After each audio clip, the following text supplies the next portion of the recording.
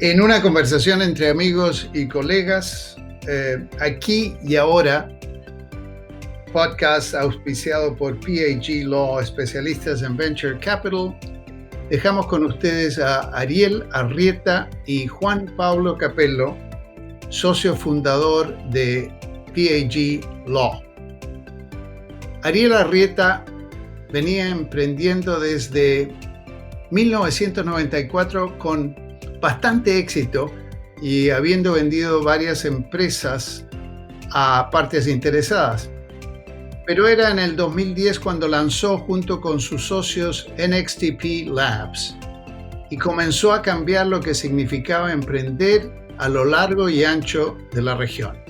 NXTP Labs fue la primera aceleradora que trajo a América Latina las mejores prácticas de los Y Combinators y Techstars. Una década más tarde, NXTP Ventures es reconocido como uno de los fondos de capital de riesgo más activos en América Latina, con inversiones en más de 200 compañías tecnológicas. Ariel sigue siendo un pionero, encontrando maneras novedosas de apoyar a los emprendedores, de ser mentor a través de Endeavor, de ser inversionista a través de NXTP y también como escritor en varias publicaciones, entre ellas Aprender para Emprender y El sentido común emprendedor. Para discutir temas de interés, dejamos con ustedes a Juan Pablo Capello y Ariel Arrieta. Bueno, aquí estamos con uno de los OGs, the original gangsters del tecno latino. Ariel, ¿cómo te va? ¿Cómo estás, Juan Pablo? Un placer estar aquí, que me hayas invitado. No, eso no sería un podcast sobre el tecno latino si no tuviéramos NXTP súper bien representado. Oye, ¿ustedes arrancaron NXTP en el 2011, si mal no recuerdo? 2011. No, sí, ese fue el comienzo. Veníamos de haber vendido compañías y de empezar a ser inversores ángeles, y nos dimos cuenta al toque que el negocio de ser un inversor ángel es mucho más difícil de escalar que lo que parece. Uno cree que alcanza, pero no. No, es gracioso que digas eso porque he hablado con un par de inversionistas ángeles bastante exitosos en México y siempre arranco diciendo, ustedes lograron hacer lo que yo no he podido hacer, que es ganarte la vida siendo un inversionario ángel en América Latina. Se puede, tengo muchísimo dinero siendo inversores ángeles, pero cuando te lo tomas en serio y te das cuenta que lo primero que te pasa es que subestimas el tiempo que te va a llevar.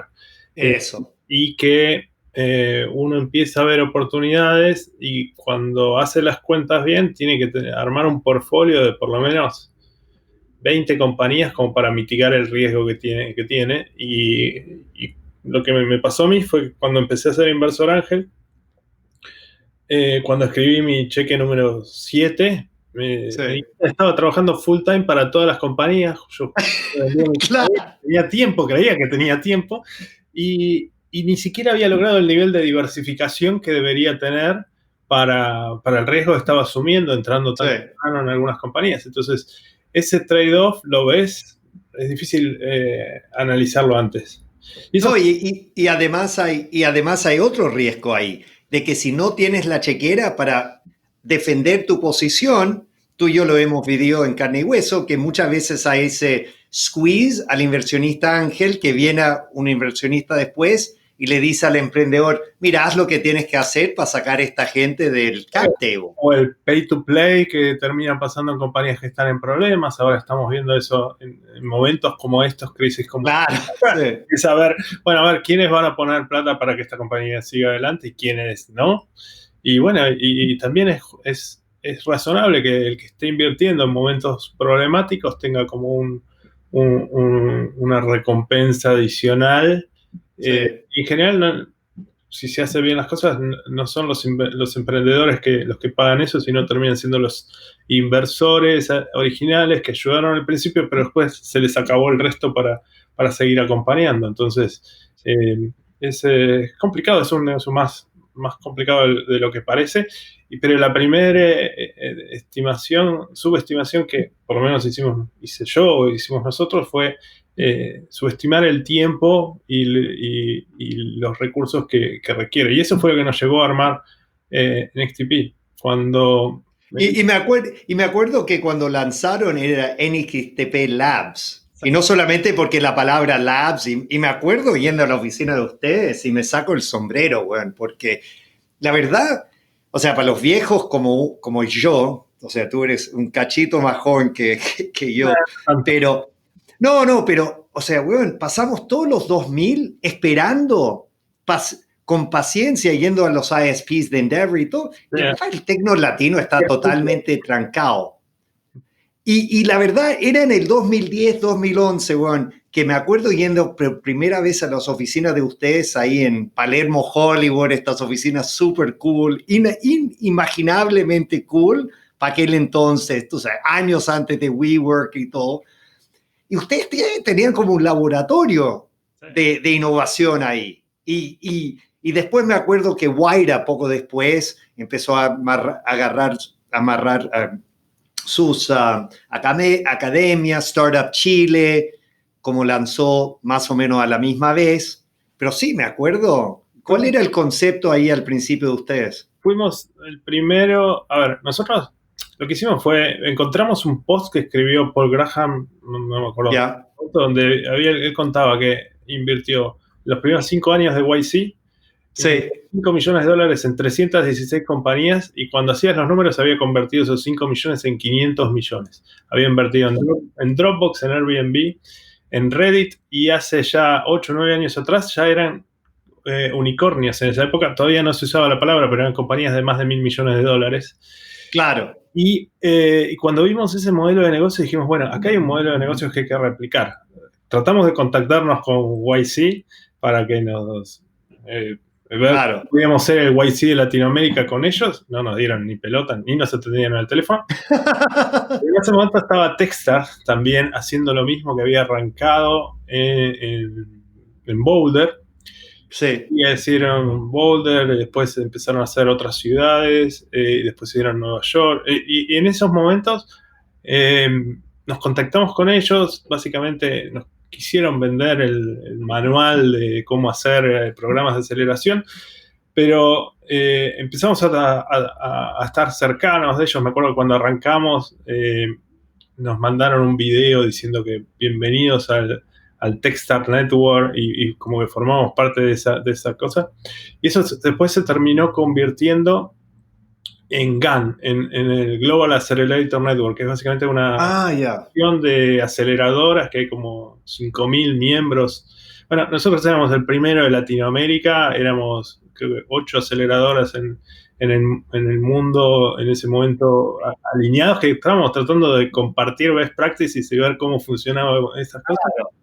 Y arrancamos. Y otra cosa que nos pasó es que nosotros teníamos track record como emprendedores, pero no como fan managers. Entonces nos costó mucho levantar un fondo, porque nosotros dijimos, bueno, la forma de estructurar esto, hay algunas aceleradoras que como 212 que estaba fondeando cada camada, que eran otros con los que nos llevamos muy bien, hicimos cosas en Brasil. Y a nosotros nos decidimos ir por el modelo de armar un fondo de Venture Capital en Seed Stage y fondear las compañías con eso y buscar la forma de pagar los programas de aceleración a través del fondo, con los management fees y con otras cosas. Y lo que nos pasó fue que teníamos track record como emprendedores, pero no como fan managers, y nos costó mucho convencer a los primeros inversores institucionales de que pongan dinero. Tanto es así que lo que hicimos fue llamar amigos como vos y como tantos y pedirles, pongamos $25.000 y empecemos a fondear compañías porque tiene sentido hacerlo. Y con esas primeros inversiones, por suerte fueron vos, Marcos Galperín, Jimmy Coxen, Forwenses, todos rockstars que se sumaron a apoyar y que además los sumamos como mentores, que esa fue otra cosa importante. No solo capital, sino el talento que podía agregar toda gente que le importaba y que involucraba. Y con eso levantamos 2.5 millones y nos sirvió para convencer a Susana García Robles de que éramos serios con el FOMIN y que fue el primer inversor institucional que nos puso los primeros 5 millones de dólares y después, como estaba Susana y el FOMIN y el BID había invertido en nosotros, Corfo nos atendía y nos creía que podíamos levantar dinero y después INADEM en México, el Instituto del Emprendedor, Corfo puso 10 millones, INADEM creo que puso 5 y después se sumaron otras familias y con eso levantamos un primer fondo decente con el que revisamos cerca de 5.000 compañías, aceleramos 400 compañías, invertimos directo en 194, hicimos follow-ons en 75 compañías y después vendimos de esas 18 compañías hasta el momento y hay como 41 compañías que creemos que van a valer más de 100 palos, hay 4 que creemos que van a valer más de 1.000 palos y hay una que ya vale más de 1.000 palos que es OutZero y fuimos el primer inversor en esa compañía. Y después armamos un segundo fondo, esta vez con tesis un poco más chicas, más enfocados en SaaS, en compañías B2B, con revenues recurrentes. Levantamos 45 millones, ya no de individuos, sino de familias y inversores institucionales. Y con ese fondo invertimos entre $500,000 y $2 millones de dólares.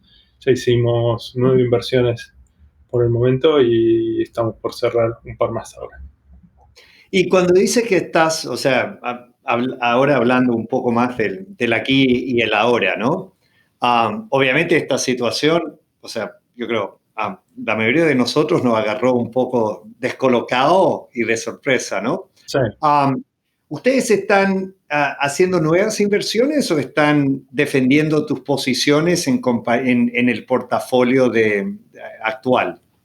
Pasamos un periodo donde primero recibir el shock de que algo que era impensado, entonces lo primero que hicimos fue, bueno, dejemos de mirar compañías y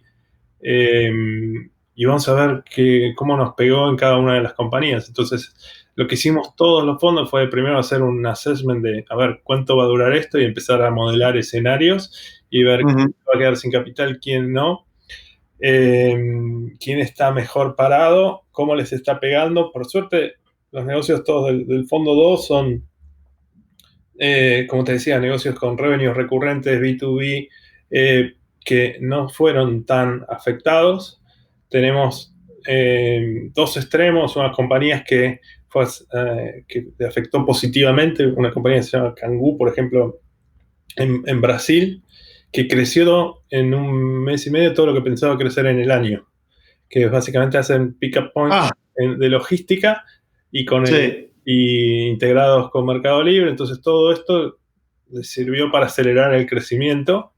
Tenían 1.500 puntos de pickups en San Pablo y en otras ciudades, y lo que están haciendo, y se redujeron esos puntos, pero se generó mucha más concentración en esos puntos, la logística se volvió mucho más importante. Como no hay gente en las calles, los transportistas pueden hacer muchos más recorridos y pasar por más puntos, la gente puede esperar más, entonces se consolida más y entonces el 70% de los camiones van ocupados. Entonces, esas son como lo menos probable en el portfolio, que menos del 10%, que se ven beneficiados. Después tenés la mayor parte del portfolio, le pegaron entre 10% la compañía que menos le pegó en los revenues recurrentes, hasta el 30-40%. Sería como la mayoría de las compañías. Y después tenés compañías muy golpeadas, por ejemplo, una compañía que se llama Retail App, que están justo basados en Miami, retailers, y esos negocios, esos clientes están cerrados o recién ahora están empezando a abrir en algunos lugares. Entonces, ese fue como una de las compañías que más duro les golpeó. Y después tiene que ver con la necesidad de capital. Pero espera. Sí, perdone que te interrumpa, pero me encanta que estás hablando como el tema de verdad, ¿no? Porque el Economist estuvo en su portada, hablaba de la economía del 90%, ¿no? Y me parece, O sea, todo, y fantástico, yo mismo he pecado un poco de esto, que justo al principio de la cuarentena, cuando arranco el podcast, claro, ¿quiénes eran las 3 personas con quien primero hablé? O 3 de los 4. Hablé con Andrés Moreno de Open English, o sea, 5 veces, están vendiendo 5 veces más porque todo el mundo está en su casa, quiere algo que hacer, aprender inglés, está fantástico. Hablo con Silvina Moschini, que tiene toda una plataforma de work from home y qué sé yo. Hablo con Mariano Suárez Batán de Mural. Y claro, o sea, yo me di cuenta, o sea, si bien me encanta esa gente con una claridad de pensamiento, están agarrando el sartén por el mango, fantástico. Pero dije, no, tampoco le estoy haciendo un valor a la gente para que se sienta mal. ¿Entiendes que, o sea, no, la parte de las compañías tienen churn claro, casi como, y encima... Sí, es casi como si el mundo está en llamas y yo estoy, tú sabes, hablando con los bomberos que están más ocupados que nadie. Bueno, pero hay que hablar con la gente a los cuales se les está quemando las casas también. Bueno, a ver, de eso lo que te podría decir es la mayor parte de las compañías que tienen que salir a vender todos los meses y que su negocio pasa por generar nuevas transacciones, están muy golpeadas, estas están muy frágiles. Por suerte nos corrimos de esa industria y nos focalizamos en negocios B2B con revenues recurrentes que lo único que tienen que hacer es tratar de sostener que no pierdan los clientes. Y ahí lo que más están haciendo es tratar de dar descuentos, y lo que tratamos de recomendar es que no den meses gratis, porque si das un mes gratis, das 3 meses gratis, después de los 3 meses te dieron de baja la cuenta y claro. Y en realidad lo que estás haciendo es posponiendo un churn. Entonces, en esos casos la recomendación es tratar de descontar en los próximos 6 meses, no sé, 25, 30%, 50%, 70%, pero que te sigan pagando. Demostrar que siguen valorando en tu servicio. Entonces, los que van haciendo churn son los que definitivamente se te mueren del todo, no sé, pequeños, los SMBs, los negocios muy chiquitos. Probablemente el churn no tenga que ver con que no les gusta tu servicio, sino con que desapareció el negocio que tenían y se tienen que dedicar a otra cosa. Entonces, ahí es donde hay un daño directo.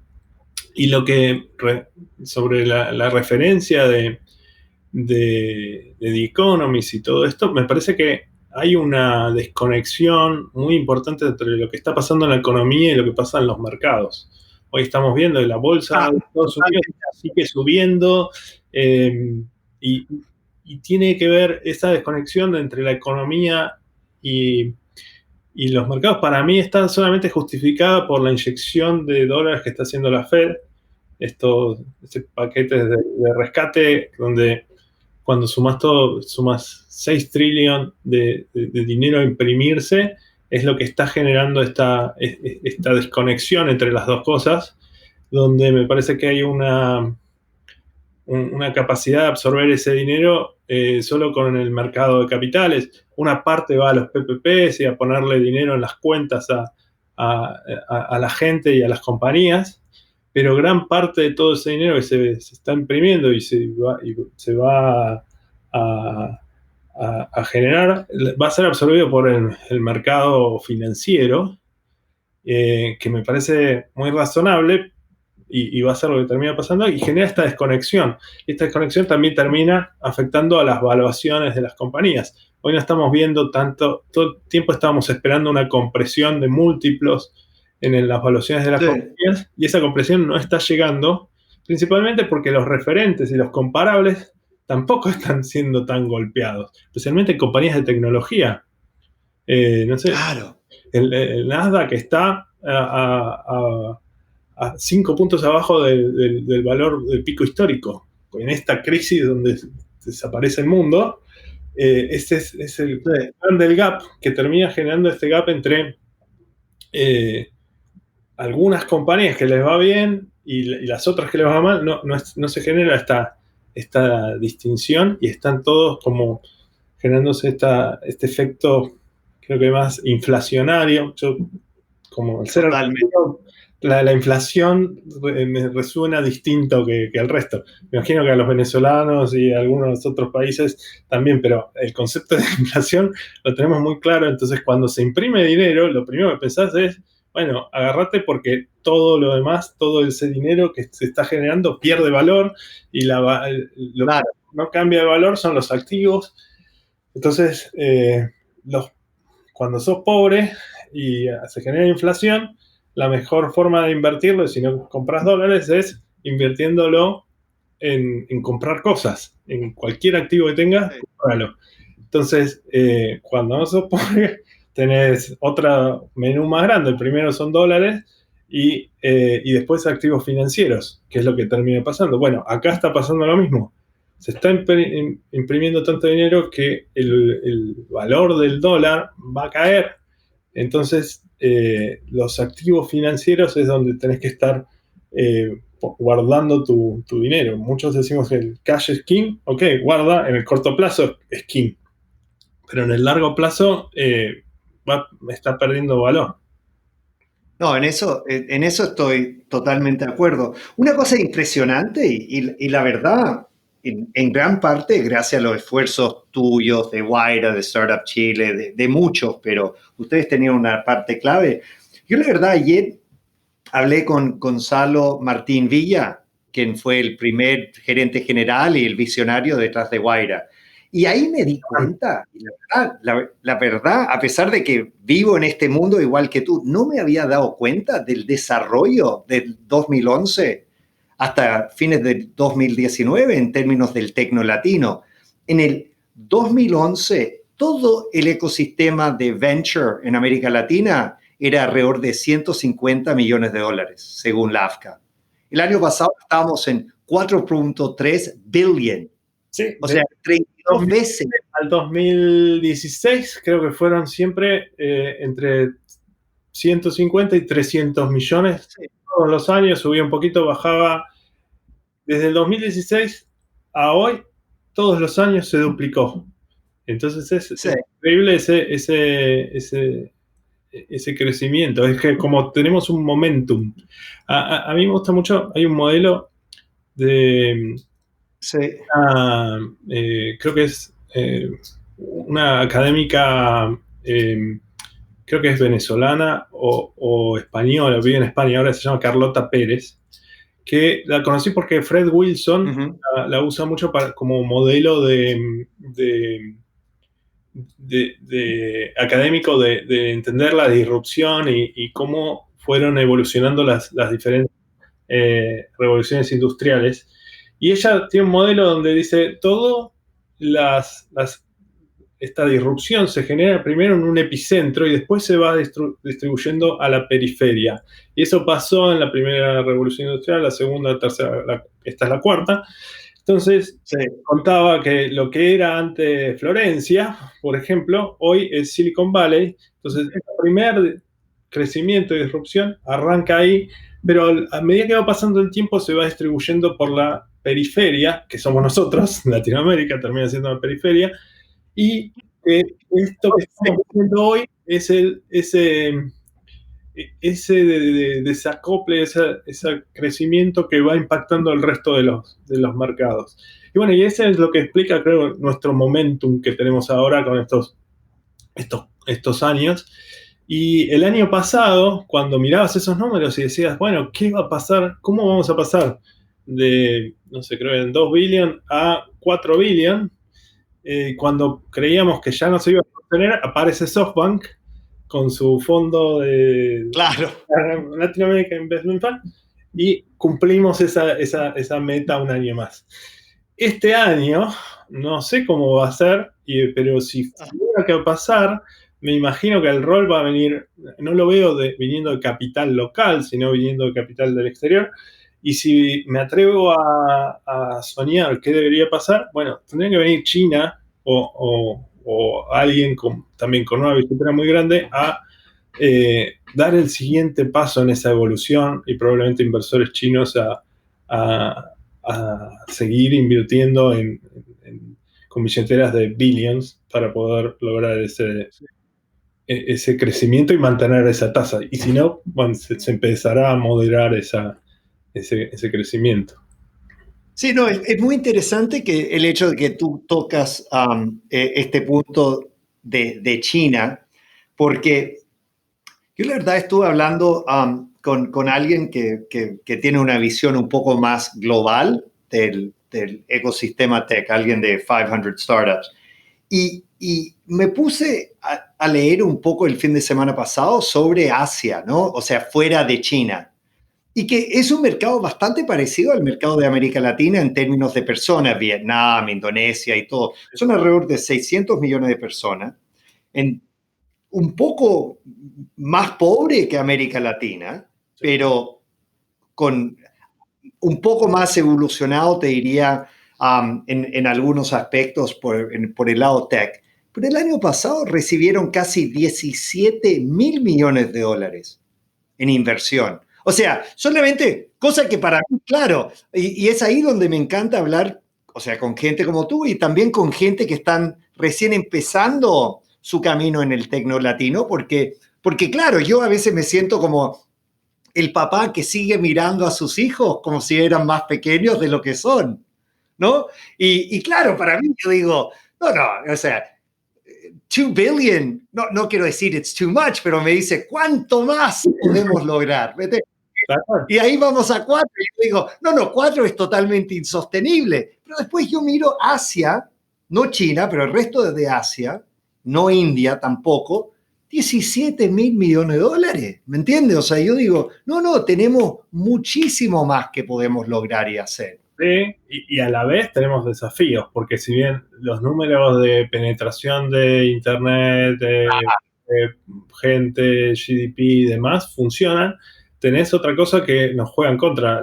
Los activos financieros de Latinoamérica, de emerging market en general, pero especialmente de Latinoamérica, vienen súper degradados. La devaluación que tuvo Brasil estos últimos meses, donde el real pasó hoy a 5.8, creo que estaba la semana pasada, y se espera que pase 6 en cualquier momento, o ni hablar de Argentina, otros mercados, o el potencial... Bueno, y la Suiza de América Latina, Chile. Sí, Chile también, otra... No, claro, y la Suiza de América Latina, Chile, está un poco golpeado, ¿no? Por eso, Chile se volvieron a dar cuenta que estaban en Latinoamérica y que tienen muchos de los mismos problemas que otros países. Parecía que habían superado esa etapa y estaban mirando a ver cómo los compañeros, el grupo del G20 y no Latinoamérica. Y bueno, y se dieron cuenta que nada, que hay cosas que arreglar del fondo que vienen de herencias de la región de donde estamos, y es una pena, y creo que va a mejorar y va a dar un salto rápido, pero más allá de eso me parece que la región en su conjunto está mucho más débil para atraer ese capital, y no vienen demostrando otras industrias, la región en general. Uh-huh. La industria tech, por suerte, gracias a Brasil, creo que Brasil es el responsable de más del 60% de esa inversión en Venture Capital está puesta en Brasil. El año pasado creo que generaron 8 nuevos unicornios, 2 IPOs y cosas que no están pasando en el resto de la región. Entonces es como el responsable de que esos números se cumplan, por suerte. Y es el que va a traer más talento. Por eso va a haber mucho de lo que nos jugamos en términos del atractivo de mercado a cómo le vaya a Brasil, y estas cosas que están pasando del COVID más descontrolado en Brasil o en México, y las críticas a Bolsonaro y la devaluación, creo que nada de eso ayuda a que sea uno de esos mercados. No sé, tenemos compañías que crecieron, duplicaron y triplicaron el revenue del último año a este año, pero cuando analizás la inversión en dólares, en lugar de crecer, decrecieron, porque en términos de dólares, la devaluación les pegó más que el crecimiento que tuvieron. Esas cosas nos ayudan. Por suerte, nosotros buscamos compañías que estén en más de un país para mitigar el riesgo de monedas, el riesgo político, pero hay muchas compañías que tienen ese foco únicamente en un país tan grande como Brasil. Lo mismo pasa en México, tenés mercado suficiente. Entonces, ¿hasta qué punto le pedís a una compañía que salga de su mercado con todo lo que tiene disponible, pendiente por hacer, para distraerlo en abrir oficinas en otros mercados y que vayan a crecer más cuando todavía no consolidaron el crecimiento en un vertical? Es como un trade-off. Y la respuesta a eso es, bueno, porque hay temas críticos como la devaluación o el riesgo político que puede tener un país, donde mitigás ese riesgo saliendo a abrir oficinas en otros países y te volvés un poco más atractivo en términos de inversión para algunos inversores que están viendo ese riesgo de invertir en la región. Ya bastante riesgoso es la industria de venture capital como para seguir agregándole riesgos, el riesgo político, el riesgo de monedas, ¿no? Y hablando de eso, y yo sé que no hay, tú sabes, una receta para todos, pero cuando tú estás hablando, o sea, ustedes si invierten en un emprendedor que, o sea, ha probado el mercado, su product market fit por ejemplo, en la Argentina o en Chile, un país pequeño, Argentina obviamente un poco golpeado económicamente por el cambio de gobierno. Y estás pensando en la regionalización, ¿no? O sea, para mí los emprendedores hay distintas alternativas, ¿no? O sea, uno puede ir hace 10 años atrás, 8 años atrás, estaba muy de moda los emprendedores de habla hispana tratar de ir a Brasil. Hay que reconocer de que a pocos les fue bien con esa jugada. Obviamente el caso de Recarga Pay, de Rodrigo Tijeiro y qué sé yo, pero... A ver, los que les fue bien en Brasil... Sí, no, el tema es que, claro, hay ciertos casos, pero... El Cargo X son casos que claro, tienen como un tamaño muy grande. Si te va bien ahí, claro, no necesitas que te haya ido bien. Sí, pero, o sea, claro. Sí. La duda es... Exacto. O sea, ese es un camino. El otro camino es un poco la... Sí. Estamos con un poco de lag. No, mi pregunta es, pero y después hay México se ha puesto, claro, México se ha puesto, tú sabes, un mercado cada vez más atractivo, que se había quedado un poco para atrás. La verdad, en los últimos 5 años ha surgido bastante. Eso es otro camino. Y después hay el camino que han seguido gente como Mariano Suárez Batán, ¿no? Que como casi salirse de América Latina y empezar a vender hacia el mercado corporativo, cualquier otro mercado, el mercado latino en los Estados Unidos. O sea, otra vez, ¿cuáles son los tips cómo le ayudas a los emprendedores que están un poco perdidos? Como pensar esas distintas alternativas. La primera es ver si el producto tiene aspiraciones a ser global o es un producto que definitivamente termina siendo regional. Si es global, bueno, hay que ver la manera de poder escalar y ir a globalizar tu producto. Ir a competir a Silicon Valley o a Estados Unidos suele ser como el sueño del pibe, es como jugar en primera, pero normalmente es un mercado muy súper competitivo, entonces es mucho más fácil que te vaya mejor yendo a otros mercados.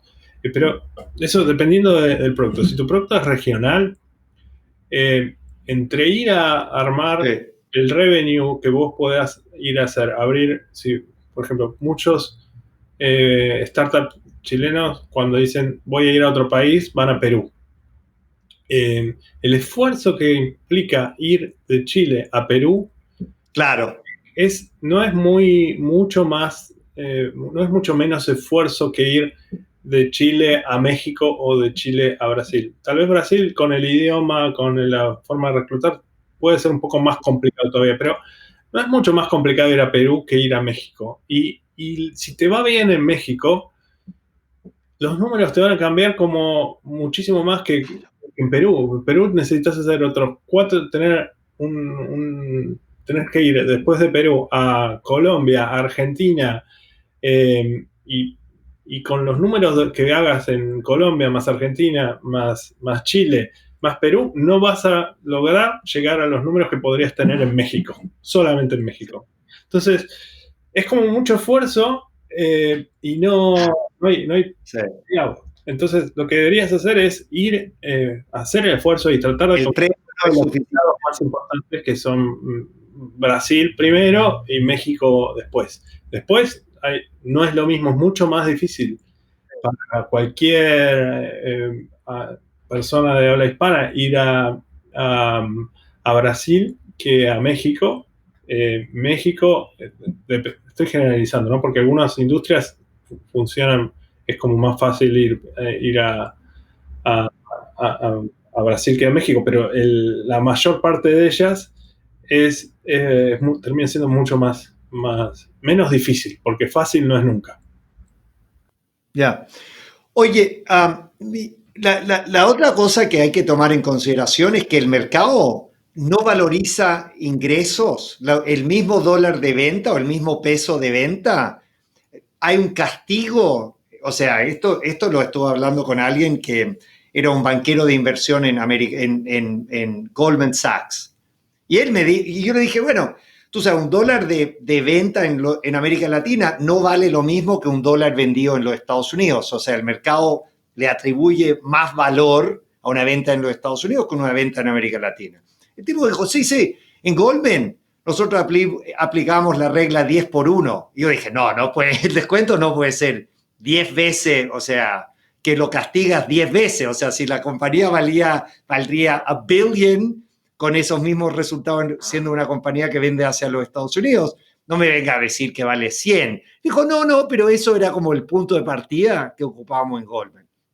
Me parece exagerado. Sí. Pero hay que reconocer de que el mercado, si uno, no solamente es que para el mismo esfuerzo, claro, por el mismo esfuerzo te vas a México, casi el mismo esfuerzo, te juegas en México en vez de en Perú o en la Argentina, pero también hay que reconocer de que hay menos castigo en tu valorización o hay un premio si estás vendiendo hacia un mercado más grande y cierto castigo si estás vendiendo lo mismo en un mercado más pequeño. ¿Ustedes ven eso? ¿Estás de acuerdo? Estoy de acuerdo porque no es solo el riesgo, es cuando empezás a acumular riesgos y a ponderar riesgos. Entonces, cuando le sumás el riesgo del tamaño del mercado, el riesgo de la moneda, el riesgo político que tengan que tener, el riesgo de la competencia que pueda llegar a tener, algunos mercados le sumás una informalidad porque estás compitiendo, son empresas que tienen inversores, por lo tanto van a hacer todo de acuerdo a la ley y a las reglas y probablemente estén compitiendo con gente en algunos mercados donde no estén cumpliendo todas las reglas, entonces se vuelve como desleal esa diferencia, con cierta informalidad que hay en algunos mercados, que en otros no, y a la hora de hacer eso decís, ¿por qué falló? Y bueno, porque te estás metiendo en un negocio donde ese negocio tiene otras reglas que no son las que vos estás dispuestos a jugar, porque no podés, porque tenés inversores, porque vas a hacerlas, porque además querés tener impacto social y porque tenés una forma de hacer las cosas que es distinta. Entonces, eso te puede servir para ganar unos mercados, pero también te pone en una posición más frágil en otra. Cuando empezás a componer todos esos riesgos, decís, bueno, ok, ¿cuánto más fácil es hacer negocios en otro lado? Y a eso voy a la hora de mostrarle el atractivo a inversores internacionales, es, ok, ¿cuál es tu allocation para Latinoamérica? Algunos no tienen y otros más disciplinados lo tienen y tienen que verlo. Y lo mismo a los inversores, a las familias, a todos, cuál es el allocation que van a tener de capital a venture capital, cuando la bolsa te está dando un retorno más súper alto, por lo menos hasta el momento, y parece una inversión más segura. Cuando mirás los retornos a largo plazo, Venture Capital termina devolviendo más. La bolsa, normalmente en 10 años, la expectativa es que te devuelva de 2x. Un fondo te tendría que estar dando entre 3 y 4x el retorno de capital en los mismos 10 años. Claro. Entonces, los inversores o los family office o la institución tiene que empezar a sumar activos y cuánto le pone a acciones, cuánto le pone a bonos, cuánto le pone a alternative assets. Dentro de esos alternative assets está venture capital. ¿Y cuál es el allocation que debería tener cada uno de esos? Hoy, por suerte, la gente se cuestiona menos si debería o no debería tener venture capital dentro de su portfolio. La pregunta es con cuánto debería ser ese allocation. Hay un concepto que tal vez entre inversores personales no lo tenemos tan claro, que es el de frontera eficiente. Vos, cuando agregás activos que no estén correlacionados, lo que terminás haciendo es bajarle el riesgo al total de la cartera, porque es como comprar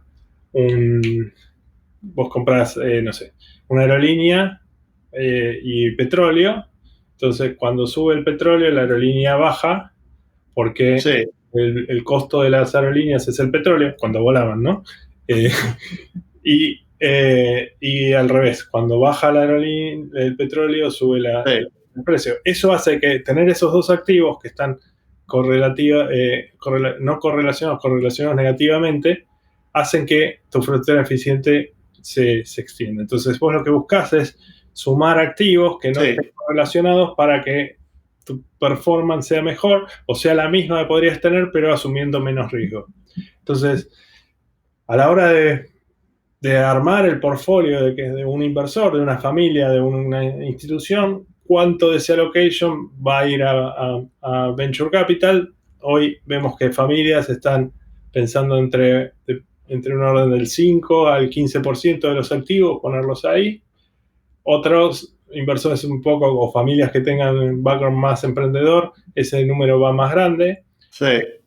Inversores institucionales que están pensando también en subir eso, porque a fin de cuentas genera más retorno en el mundo de venture capital. Pero dentro de todo ese allocation, otra de las dudas es, bueno, de esto, ¿cuánto estoy dispuesto a Estados Unidos, cuánto a Latinoamérica, cuánto a Europa, cuánto a Asia? Y ahí es donde Latinoamérica todavía se tiene que ganar un lugar para defender esa posición. No es lo mismo invertir en un fondo en Silicon Valley que en un fondo en Latinoamérica, de venture capital, ¿no? Y bueno, entonces, hoy algunas compañías están generando retornos comparables, pero no todos los fondos están dando la misma performance.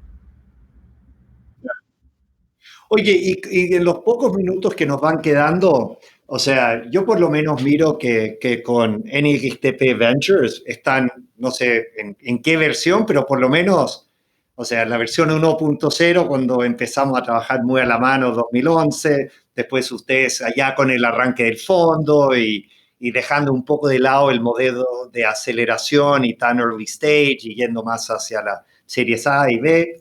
O sea, ¿cuál va a ser la versión 3.0 de NXTP y también de nuestro querido Tecnolatino? Dejando, o sea, obviamente, o sea, nadie sabe lo que, ¿me entiendes? Aquí a 6 meses no te estoy preguntando, te estoy preguntando aquí a 2 años, aquí a 3, 4 años.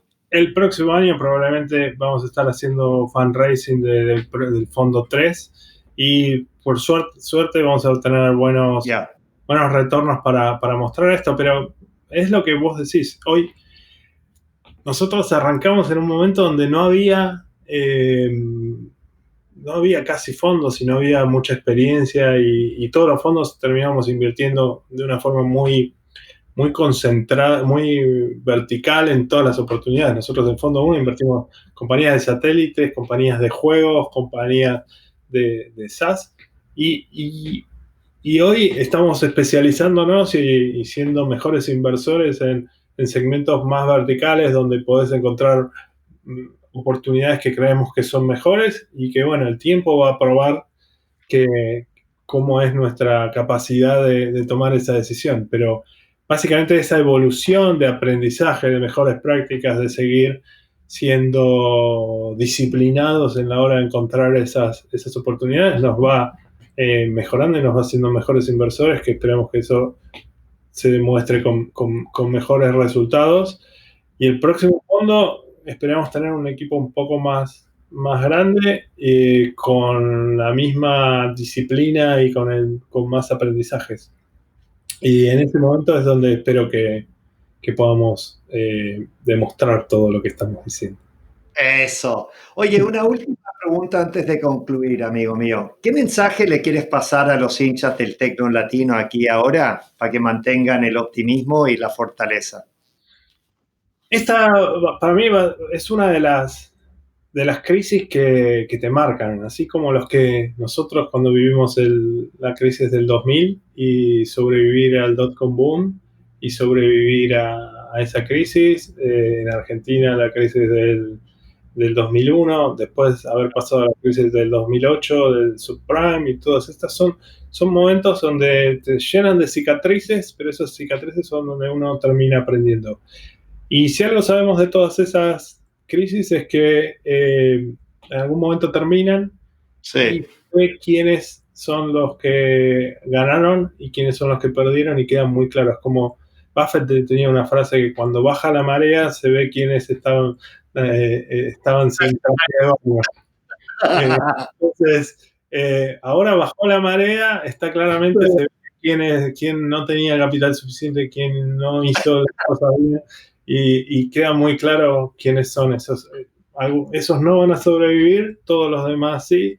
Lo que no te mata te hace más fuerte, y encima si llegás a morir o en este caso llegás a cerrar tu compañía, esa es una lección súper valiosa que te va a servir para que tu próximo startup lo puedas hacer mejor, no cometas por lo menos los mismos errores. Vas a cometer otros, pero esos mismos errores vas a tener la cicatriz tan marcada que no vas a volver a cometer ese mismo error. Vas a probablemente cometer otros, pero eso no te va a volver a pasar. Y si tenías que vender tu compañía antes de la crisis porque no sobrevivía, bueno, vas a estar listo como para venderla antes, o vas a poder levantar más capital, o vas a elegir mejores inversores que en momentos como estos son los que están poniendo más dinero para ayudar a las compañías a que pasen esta crisis y que tengan una mejor posición. Pero como decimos, todo esto va a pasar y te vas a volver más fuerte. Amigo, déjame decirte algo. Te admiro, te quiero, y la verdad, has dejado tú y tu equipo y tus socios han marcado, tú sabes, han ayudado a escribir la historia del Tecno Latino los últimos 10 años, weón, y feliz que vamos a estar trabajando juntos los próximos 10. O sea, al ataque. Yo también te quiero mucho, y somos pocos los que estamos desde el día cero y luchando y haciendo que las cosas pasen y ayudando a las compañías en momentos difíciles. Después, los momentos donde las cosas salen bien y sacarse la foto, ahí están todos, pero hay que los momentos ahora son los que más valoramos, y valoro mucho también tu espíritu, tus valores también que le transmitís a las compañías, y el rol que tenés desde otro lado para ayudarlos a pasar estas crisis y a poner el hombro en los momentos difíciles. Sos el bombero al que hay que llamar cuando se esté ensuciando todo. Amigo, te mando un gran abrazo virtual por ahora, contando los días para poder darte un abrazo de verdad. Igualmente. Gracias por todo, un placer. Este fue otro programa de Aquí y Ahora, auspiciado por PAG Law, especialista en Venture Capital. Hasta pronto.